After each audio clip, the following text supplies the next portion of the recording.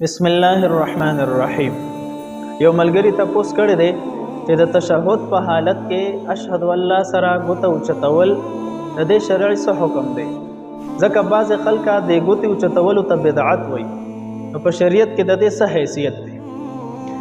مسله داسې ده چې د تشهد په حالت کې اشهد والله اله الا الله ویلو په وخت کې ګوته اوچتول سنت دی، د رسول الله صلی الله علیه وسلم نه صحیح حدیث سره ثابت دی.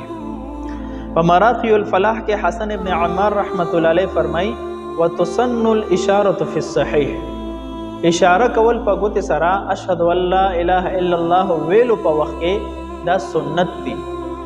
او استدلال کې روایت پیش کړي لانه علیه السلام رفع اصبعه السبابه، ځکه چې نبی علیہ الصلوۃ والسلام دا اشهد والله اله الا الله ویلو په وخت کې ګوته مبارکه اوچته کړې ده، نو په صحیح حدیث سره نبی علیہ السلام نه ګوته اوچتول ثابت دي.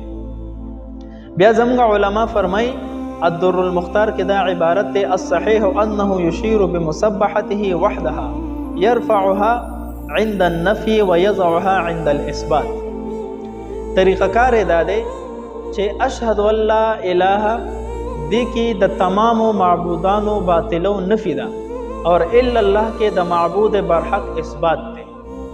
نو چې کله انسان اشهدو وای نو دې سره به د لاس حلقه جوړه کی، دا مټه ګوته او دا منځنۍ ګوته د دې حلقه به جوړه کی، لاندینۍ چې کمې دا دوه ګوتې دي دینه به دا به موټی شکل اختیار کی. یو مسبحه او د شهادت ګوته پاتې شوه، چې کله اشهدو وای نو دا حلقه به جوړه کی، الله اله سره به دا ګوته اوچته کی، الا الله سره به دا ګوته واپس کته کی.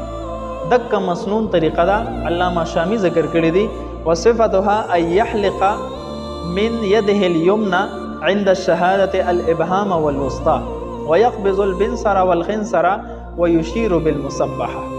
دغه هم دک طریقه مسنون بیان شوی دا. نو لہذا کم خلق چې دې ته بدعت وای د دې دغه قول د روایتم خلاف دی او د درایتم خلاف دی. فقهاو لیکلی دی ومن قال انه لا يشير اصلا فهو خلاف الروايه والدرايه. څوک چې د ګوتې د اوچتولو نفي کوي او وایي چې نبی علیہ السلام نه ندي ثابت، د دې دا قول روایتن درایتن دواړو مخالف دی. والسلام.